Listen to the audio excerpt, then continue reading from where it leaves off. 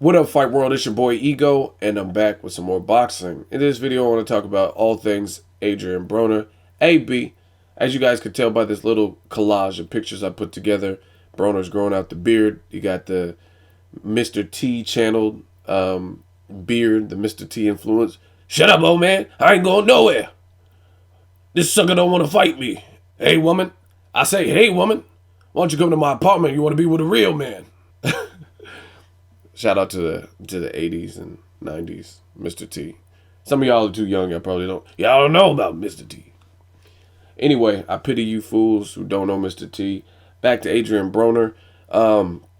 He's fighting on the Moment. Still hate the name. The Moment sounds like Nicholas Sparks' latest book, sequel to The Notebook. I told you that. I already did a video about that, so I'll leave that in the past. Marcos Maidana, Floyd Mayweather is the main event, and he's going to be on the undercard. And he's not even the co-main event. He's going to be under that. The co-main event would be Luis Collazo, Amir Khan. Another great fight. Tough fight for both fighters.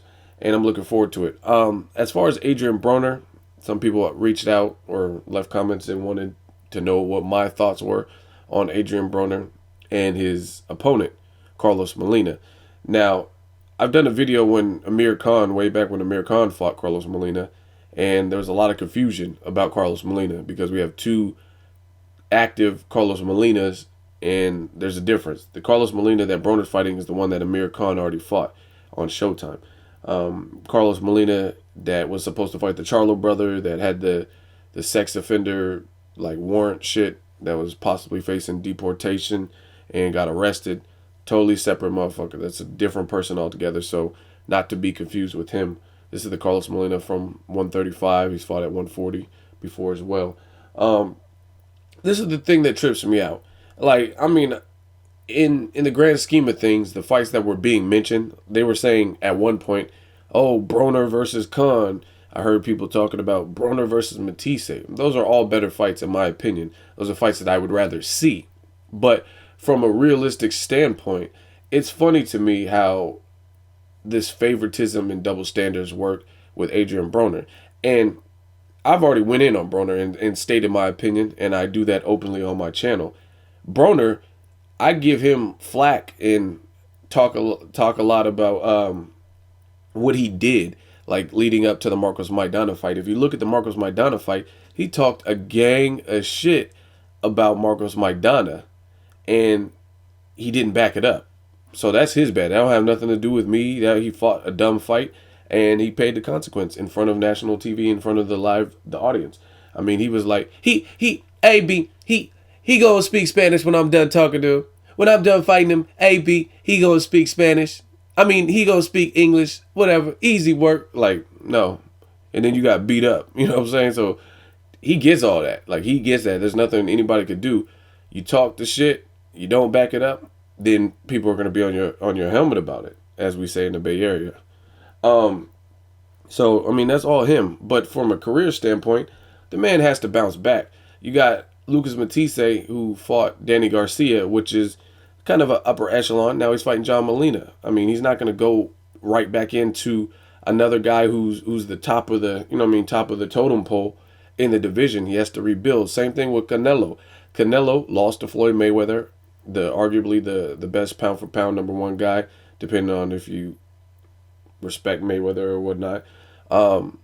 His comeback fight was a more stationary target with power that he, that was the fight that he took. Brandon Rios was the opponent selected by Pacquiao after a knockout loss. So, I mean, I don't have anything wrong with fighters bouncing back from a loss. Some of you guys are like straight, y'all don't give a fuck, you know what I'm saying? So if fighters end up like Magomed and they're brain dead and have a coma and stuff like that, you know what I mean, it's just on to the next fighter. You could still live your life, you know what I mean? You can go back and turn off the tube and go listen to the new Miley Cyrus CD afterwards. But this is his career. This is his livelihood. And we know some of you motherfuckers are the most fickle fans on earth. Kareem Mayfield just lost, and I'm seeing nonstop hate comments. You know what I mean? He lost, but he didn't get knocked out. He didn't get, you know what I mean? He had a bad game plan. It didn't work. Make no excuses. Thomas Delorme had a good fight. looked good early in the rounds, and that's why he won the fight. The end. You know what I'm saying? But I read all kinds of hate comments. Anytime a fighter loses, it's like, oh, they're bums. Lamont Peterson lost to a big boxer puncher, and Lucas Matisse got knocked out, and then they're like, oh, fucking Cheaterson was overrated and this and that. And so it's funny to me how you guys expect these fighters to just immediately go back into the fire, and when they look like Austin Trout, like look at Austin Trout's schedule, very tough schedule. Austin Trout fought Cotto, beat him in Cotto's backyard of New York. After that, he fought Canelo. It was a good fight. It was closer than the judges had it, in my opinion. Canelo hurt him in the 7th round, I think it was, and he lost that fight. Had the open scoring, which I'm not a fan of also. But Canelo did his thing in that fight, not taking anything away from Canelo. It's not, I mean, Trout knew what he was getting into when he signed up for the bout. So Canelo beat him. Then Trout fought Adesanle Laura, another ranked 154-pounder in the division with a good resume. And he lost that, and he got knocked down in that. Now guess what? Name the last person in the YTBC that made a motherfucking Austin Trout video. I'll wait. And send me the link and the date of when this happened. You know what? Nobody has, because he's taking time off and he's probably spending time with his family. And furthermore, nobody's talking about Austin Trout because he took back-to-back losses. Now, I don't know if you guys notice anything or get what I'm trying to say. What I'm saying is simple.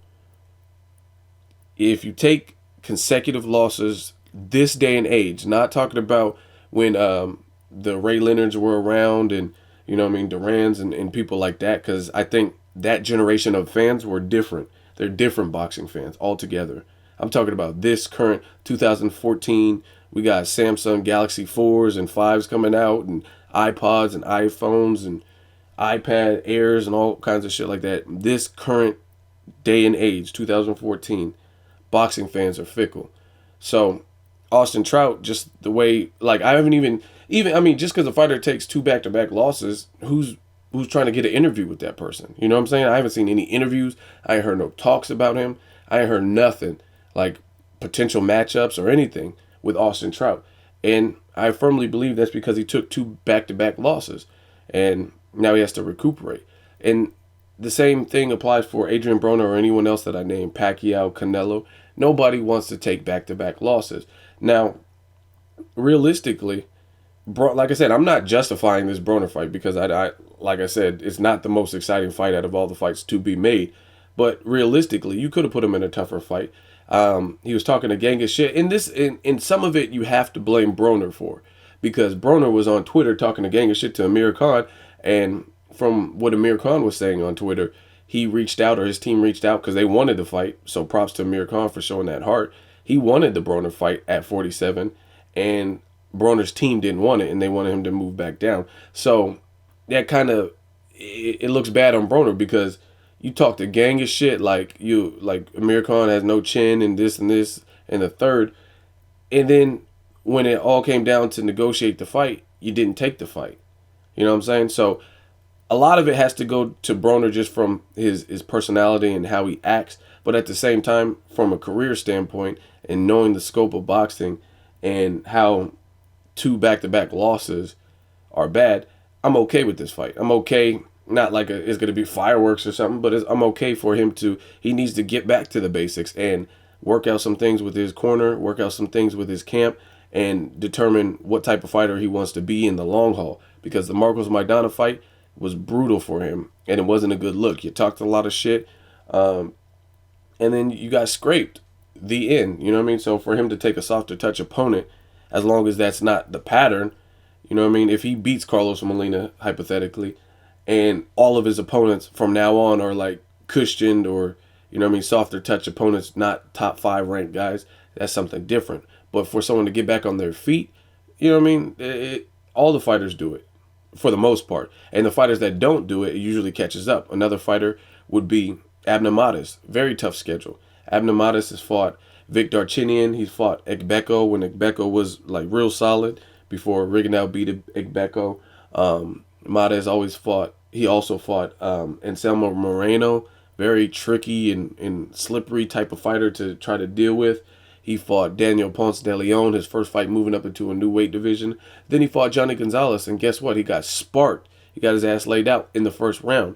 And sometimes it pays to, instead of just going like head first into these fights, these guys all want what you have, especially for the guys with a little bit more fame. Now, Adrien Broner or Abner Mares, they're not necessarily the highest earner. You know what I mean? I would say Mayweather and Canelo, Cottos, they all have bigger names, but their names are still relevant in boxing and still bigger than a lot of these opponents. I would say Broner had a bigger name totally than Marcos Maidana, even though Marcos Maidana is respected.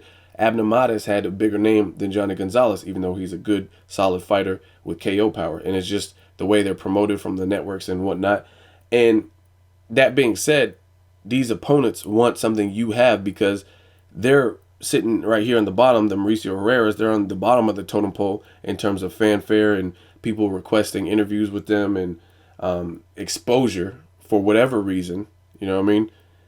And they want to get to that Broner level. Mauricio Herrera wants to get to that Danny Garcia level of recognition where he's on Showtime and doing interviews. And like, when's the last time you've seen Showtime bring up in the middle of a fight that didn't have anything to do with them and bring up Mauricio Herrera as a guest speaker? When? Like, to get it. And I did an interview, so make sure you check it out with him. He's probably one of the most eloquent, humble, down-to-earth guys in the business. You know what I mean? He's one of them. And he knows boxing. And he showed that in the Danny Garcia fight. But Showtime doesn't, you know what I mean? They're not going to necessarily reach out to him and say, hey, what's your feedback on the one or whatever the shit, the moment or whatever. You know what I mean? Marcos Maidana. So you have to come to the YTBC, get that interview from me or whoever else for certain fighters. You know what I'm saying? So that's the point. You go to Showtime and it'll be a, let's say, Badou Jack or something. And in between that Badou Jack fight, they'll have an Adrien Broner who is attending the fight. And then they'll bring him up, give him a mic and talk to him. Or Danny Swift Garcia. They'll bring him up during a fight that has nothing to do with him and talk boxing. But you don't really see it with certain guys, and that just lets you know in terms of popularity, they're not quite there. So my point being, to wrap everything up, Broner needs to work on some things and just really take it back to the basics. So that's what they did. They gave him an opponent where he can, you know what I mean, a filler out opponent. Because if he can't convincingly beat Carlos Molina, then he was really overhyped, because it seems he has the tools to beat someone like Carlos Molina. Not a big puncher, someone that Amir Khan beat. And I think they want to use this fighter as a barometer to gauge, you know what I mean? Because if Amir Khan went to the mid to late rounds with Carlos Molina and Adrien Broner destroys him in the first 2 rounds, hypothetically, then people are going to be like, okay, Broner's back. And then they're going to crave for possibly a Broner and Khan fight, because for the casual fans, it's all about who did it better. You know what I'm saying? Like, just how they have the magazines, who wore it best, and they have 2 bitches with the same dress on. Like, who wore it best, Kim Kardashian or Sanaa Lathan, or, you know what I mean, whatever. The boxing fans and the boxing public does that often.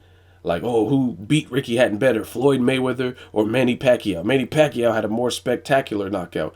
But the true fans know little things like Ricky Hatton was undefeated when Mayweather fought him, and Mayweather was the first to give him an L. So you got to take everything into consideration. But to the eye test, people will look at how Broner handles Carlos Molina in comparison to Amir Khan. So as far as Broner taking a softer touch, I don't mind it as long as it's not the habit. Amir Khan did it after his Lamont Peterson, Danny Garcia losses. He fought Carlos Molina, and then he fought someone who's supposed to be a lighter touch, Julio Diaz, at a catchweight, and he still had a shaky time there. So some people hate it, don't watch it.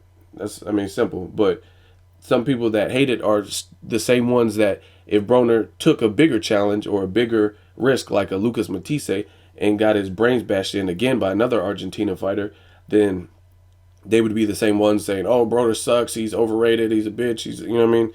A, B. So that's basically the point of this video. In no way, shape, or form am I like an advocate, like this is the best fight on the earth. I'm not trying to sell you the fight. I don't give a fuck if you watch it. I don't care if you stream. It doesn't take it doesn't have anything to do with me. Don't hurt my bank account in the least. So I don't really give a fuck. I don't work for Golden Boy. I don't work for Top Rank or Money Team. I don't work for none of them. I work for my motherfucking self. So do whatever you want. I'm just stating my opinion. And we've seen plenty of people take softer touch opponents. Just stop with the double standards. Let me know what you guys think. As always, AB, always bearded. As always, hate, comment, or subscribe to the next videos. Ego signing off.